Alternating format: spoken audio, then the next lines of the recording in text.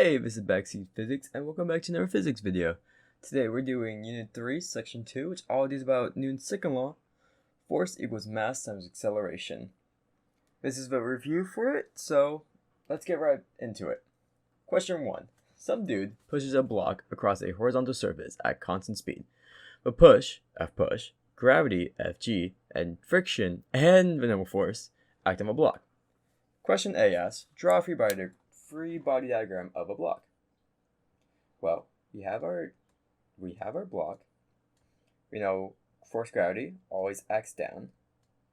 We know force normal always acts perpendicular to the surface, which I'll draw now. We're going to say the dude pushes the block to the right, and force friction always is opposite of motion.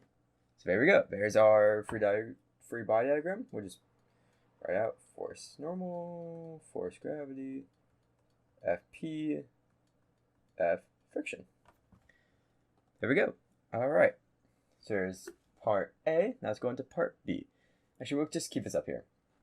Starting from Newton's second law, show that force gravity equals normal force in a situation.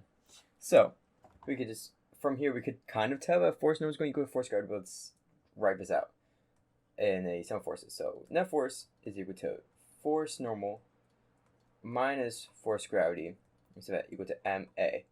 Now, as you can tell, the block isn't flying or going through the ground, so we know that acceleration will be 0 as it's not moving in the y direction. So now we have force normal minus force gravity is equal to 0. That's 0. So now we can add force gravity to both sides. So now we get force normal is equal to force gravity. Perfect. So now, part C. Starting from Newton's second law, show that the force of a push equals the force of friction. So now for this one, we have to prove that we're going to assume that the block is not moving. Because if a block is not moving, then we can say,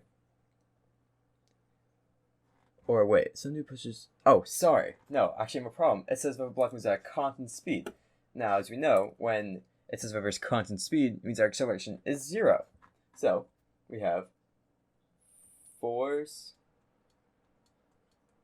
push minus force friction is equal to ma. This is how you need to set up all of your system of forces equations. You want to set your forces. Usually I like to do big force minus little force, but in this case we're trying to prove if they're equal, so it doesn't really matter which one you put first. So now acceleration is equal to 0. So we can say force push minus force friction is equal to 0. So we have force friction both sides, and we get force push is equal to force friction. Perfect. Part D. The dude gets tired of pushing a block and instead begins to pull up with force pull as shown. The block will travel at a constant speed. Some guy claims the velocity of a block is constant, so the net force exerted on a block must be 0. Thus, the normal force equals the weight, and the force friction equals the applied force. What, if anything, is the same as wrong? Because the block is being pulled up, the force is actually a vector. So the normal force is equal to force gravity minus force pull sine theta. Now we can think of this as basically the force pull is going against gravity, because gravity tries pulling it down. It's because this is actually going to be like a vector. It has both an x and y. And it's because force gravity is in the y direction. So it's because the y direction of gravity is going down, but force pull is pulling it up. We could say force gravity minus the force sine angle of the angle is being put up by. So that's why force normal will not equal the weight. All right, now on to question 2. Question 2.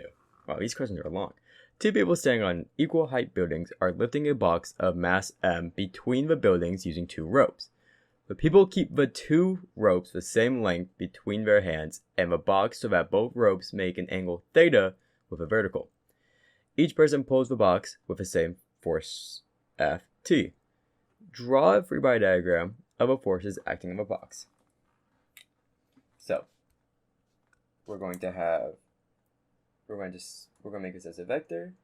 So we have the box from the middle, we have force tension, a second force tension, and force gravity pulling down.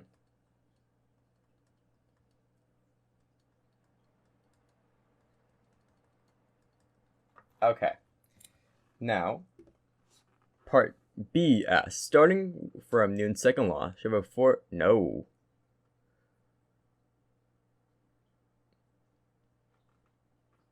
Part B asks, derive an expression for a magnitude of the tension Ft in the two ropes in terms of m, theta, and fundamental constants. So, in this problem, we're looking for the cosine of these tensions. So we can draw this as a triangle where theta is right here, and this would be the adjacent. And that's when this line right here is the line that we're focusing on. We don't really care about this one because we know already that the x isn't really involved in this. So that's why we use cosine, not sine in this case. So we need to make our system of equations. So we have force. The net force is equal to Ft cosine theta plus Ft cosine theta, because we have two of them, minus, we have force of gravity trying to pull the box down, is equal to mass times acceleration. Now we know that the box isn't moving, so acceleration, as always, in these cases, is equal to 0. So now we can say 2Ft, because they're exactly the same, so we can say 2Ft cosine theta is equal to force of gravity. So now we can divide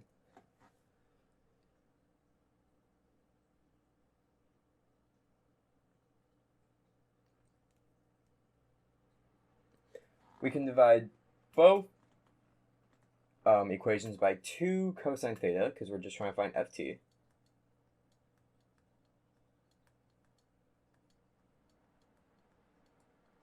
And then we have force of tension is equal to force of gravity over 2 cosine theta. Sorry with a bad hearing. This tablet's a bit annoying to write at times. Part C. The two people lift the box higher and higher until they notice they have to exert more and more force. Why is this? So, what we know about cosine theta, because we're going to look at this as a unit circle, we only care from 0 degrees to 90. Now, as we get closer to 90, we know at cosine 0, cosine equals 1. And at 90, cosine is equal to 0. So as we get closer to 90 degrees, cosine gets smaller and smaller. And because it's in the denominator, the smaller it gets, the greater force of gravity will be, and so the greater force of tension will be. Well, I'm sorry, force of gravity will not increase. It's just that force of gravity is going to be divided by a smaller and smaller number, meaning force of tension will get greater. And that's why, as the block gets higher, cosine increases, or the angle increases, so cosine decreases, causing force of tension to increase. Alright, that's question 2 for you. Let's go on to question 3. Question 3 asks, a mass M is suspended from two massive strings as shown. Part A, draw a free body diagram of the forces on mass M. So, we're going to have mass M. Right in the middle, we have force gravity pulling down. We have force of tension T. Wait, no, force tension 2, sorry. And it's technically connected to a wall. And then we have force tension 1 over here. It's also technically connected to a wall. Okay, there's our free body diagram. What is tension string 1 and what is tension string 2? Pretty simple question. So, just a little fun fact. Force tension 1 is greater than force tension 2 because the more vertical a string is in these problems, the greater tension is. So because force tension 1 is more vertical than force tension 2, it has more tension. Okay, now to solve for force tension 1, we're going to look at this in the y direction, because that's what we're dealing with here. So sum of forces in the y is equal to Ft1 sine theta,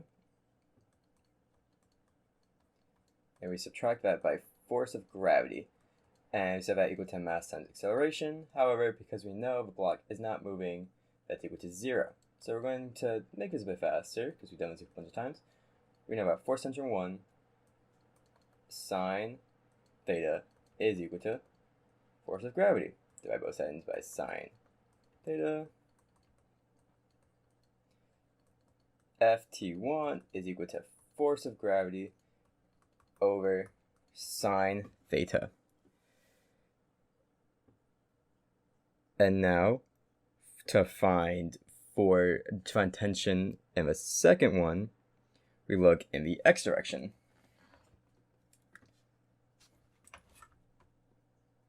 So now we have Fx, sum of forces in the x, is equal to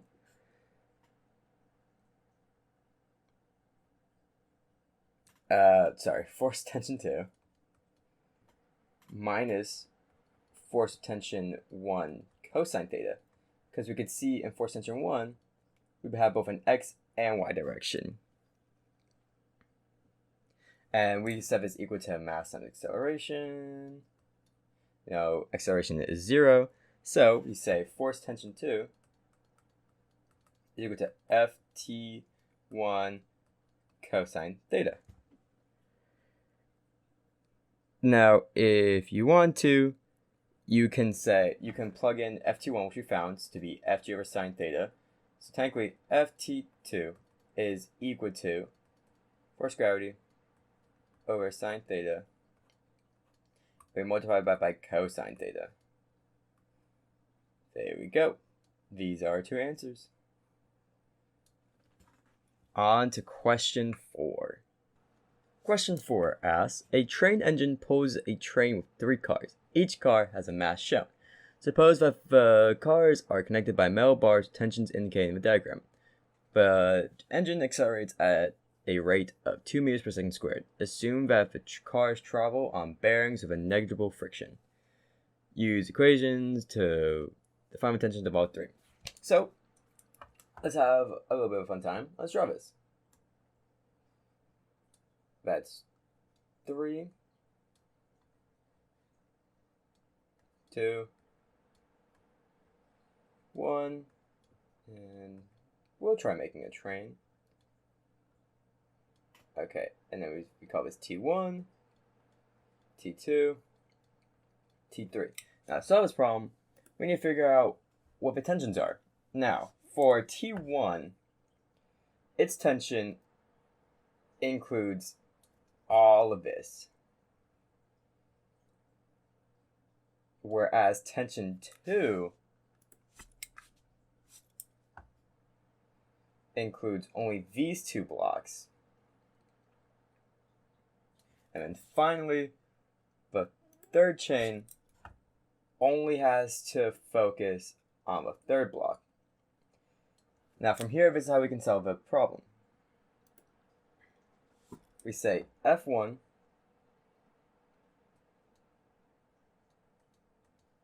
is equal to mass times acceleration. Now the masses, we have to add up all 3 masses in this system. So that would be 3,000 plus 2,000 plus 1,000. I'm going right fat. But we multiply that by the acceleration, which is said to be 2. So that is 6,000 times 2, so we got 12,000 newtons. Now for tension 2, we only have to count these 2 blocks. So F2 is equal to 3,000 plus 2,000 times 2, which is equal to 10,000 newtons. And finally, the force of tension in the third chain only has to account for a third block, meaning it's just 3,000 times 2, which is 6,000 newtons. So this is why, even though the third block has the most mass, it doesn't have the most tension, as it's only connected to, it only pulls 1 block, whereas tension 1 pulls all 3 blocks. And that's also why force tension 1, as question B asks, is greater than force tension 3. There we go. Now it's on to question 5. Question 5.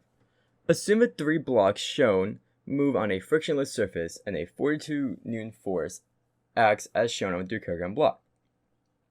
Determine the acceleration given the system. Okay, so to find acceleration, you divide the applied force, in our case being 42 newtons, by the total mass of the system. So we can set this up as a system of net forces is equal to the applied force, so 42 newtons is equal to the mass of the system, so it's 3 plus 2 plus 1 times acceleration, times acceleration. We're trying to find acceleration in this problem. So we got, that's in the wrong order. Sorry, it's like 3 a.m., quite tired. 6a divided by 6, divided by 6. No, sorry. A is equal to 7 meters per second squared. Oh, God. Tiredness is getting to me. I do apologize. So, whenever we have these sort of problems, you always want to find acceleration first, because once you find acceleration, then we can find the internal parts of the system. I'm sorry. So, the acceleration is used, you find acceleration by looking at the external forces, and once you have acceleration, you can look at the internal forces. And that's how we get to part B. Determine the tension in the core connected with 3 kilogram block and the 1 kilogram block. So, we can do this. So we look at a 3 kilogram block, and we're going to make a free body diagram. So, 3 kilogram block, we have force pull going in this direction, and we have force of tension pulling back on it. So we can set this as the net forces as Fp, which in my case, as we know, is be the bigger force of the two, minus Ft, the smaller force, so that equal to mass times acceleration. Fp is known to be 42. Ft is what we're looking for. The mass is 3 because this block is 3, times 7 because that's the acceleration.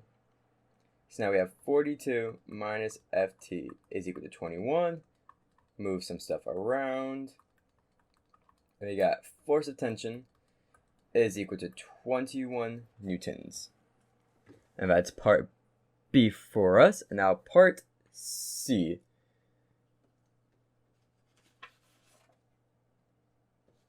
Alright, to do this one, we're going to do force of tension. Actually, no, let's make the free body diagram first.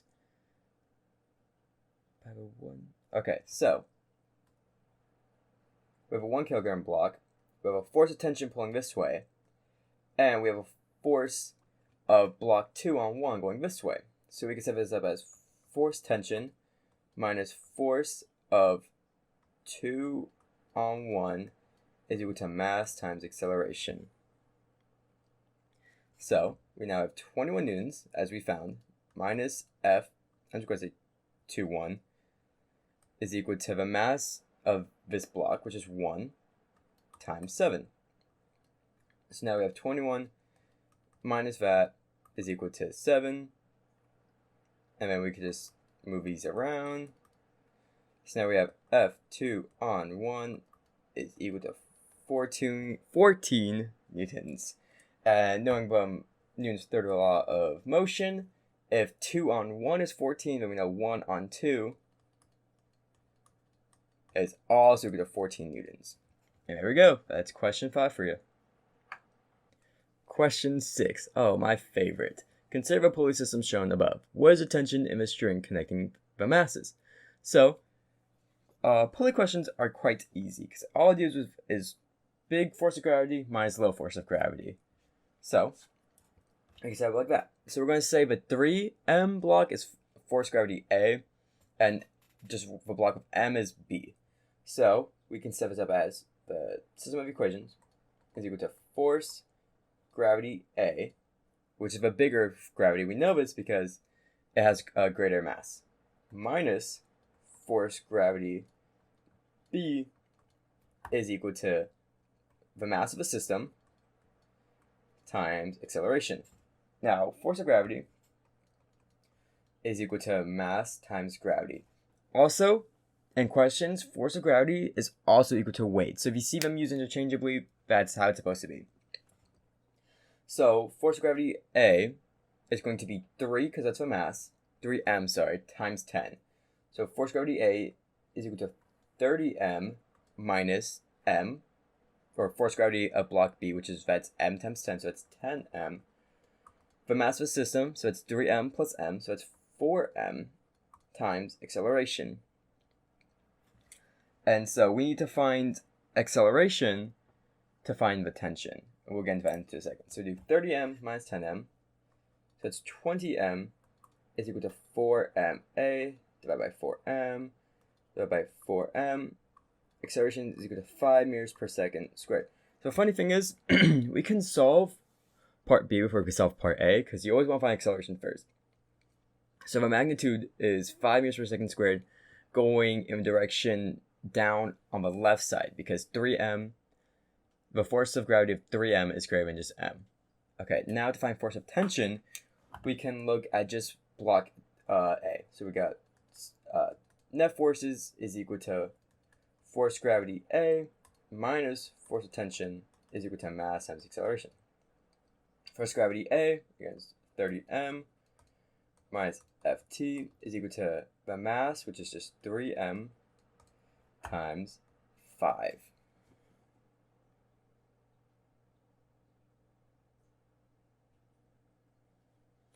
Give me just 2 seconds.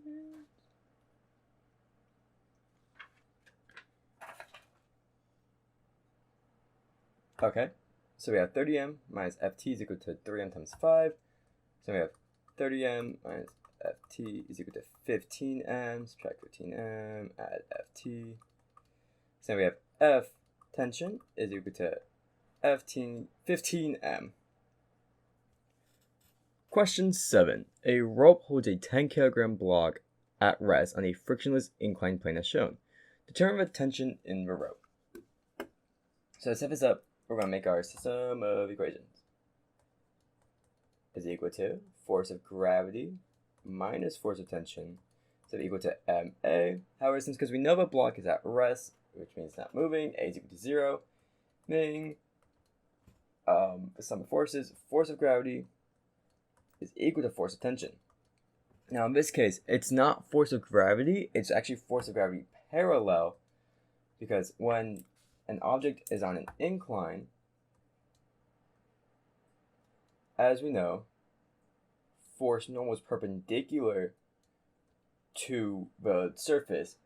However, force of gravity does not go just straight down. It goes in more of a triangle where it has both parallel gravity, which would be this way, and perpendicular gravity, which would go this way. So, in this case, since because the block would slide down and not fly away, we would focus on force gravity parallel. So now from here, we can just solve for force gravity parallel. Now force gravity parallel is equal to force of gravity times sine theta of a given angle of incline. So we know the force of gravity is equal to mass times gravity. The mass of this is 10, so it's 10 times 10 times sine of 30, as that's the angle of the incline. So force of tension is equal to 50 newtons. Nice. Now from here, suppose a rope snaps, determine the acceleration of a block as it slides down the incline. So now we have force gravity parallel minus force of tension is equal to mass times acceleration. Force gravity parallel, as we saw before, is 50 newtons. Now in this question, because the rope snaps, meaning tension is no longer there, as there's no tension holding the rock down. So now we have force gravity parallel is equal to mass times acceleration. Mass we know is 10, so we have 50 newtons is equal to 10a divided by 10 divided by 10. Acceleration is equal to 5 meters per second squared. There we go. That's question 7. Question 8 asks, suppose m1 is equal to 15 kilograms and m2 is equal to 9 kilograms, and the angle of the incline is 40 degrees. Ignore the effects of friction. Assume mass m1 moves down the incline and mass m2 is lifted. What is the acceleration of the masses? So, as always, we're going to say that was a system of forces. So we have net force is equal to, now as we know that m1 is moving m2, so we can assume that m1 is greater than m2. Now we're not just looking at, so when we're saying we have a force of m1, we're talking about force gravity parallel, because m1's on the incline, it's going to have the vectors of force gravity parallel and force gravity perpendicular. And we know it's going to be parallel because the block slides down the triangle. So we have force gravity, I'm just going to call it A instead of m1, parallel minus force gravity of m2, or B in my case, is equal to ma. So now force gravity parallel, is equal to mg sine theta, and then FGB is equal just to mgb, is equal to mass of a system, times acceleration. So now we can actually start plugging in numbers. So this is going to be 15 for mass times 10, because it's gravity, sine 40 minus 9 for the mass times 10 is equal to the mass of a system, which is 15 plus 9, which is 24 kilograms, times A. Now, if you plug this into your nifty calculator, you get acceleration is equal to 0.262 meters per second squared. Now, just to make sure, you're just going to subtract the 2 on the left and divide it by 24, and you get 0.262 meters per second squared. And that's question 8 for you. Question 9 says, the 30 kilogram block slides down the left incline in the following frictions of the system. Find the magnitude of the acceleration of the blocks. Alright, more incline problems, meaning we need to remember that it has both force gravity parallel and force gravity perpendicular. However, we only focus on parallel, as the block, again, is not flying away. It's sliding down. So, as it says, the 30 kilogram block slides down, meaning the 30 has to be greater than the 20 as it's moving the 20. So, set this up as a net force equation is equal to Fg parallel of A. I'm calling, they don't even have any names for them. So, force gravity parallel A is for the 30 kilogram block minus force gravity parallel B, because they're both on inclines now, is equal to mass of the system times acceleration. So this is going to be mg sine theta minus mg sine theta over, and we set that equal to that again. So now the mass is going to be 30 times 10 times sine of 30 for this incline, minus this one is 20 times 10 times sine of 45 for this incline. We set that equal to, so 30 plus 20 is 50a. Now again, we just divide these by 50, divide this by 50. Acceleration is equal to 0.17 meters per second squared. Alright, and that is it for question 9, and that is also it for this video. Hope everyone has a great day, and if you guys have any questions, please leave them in the comments below. But that's it for me, and this has been Backseat Physics.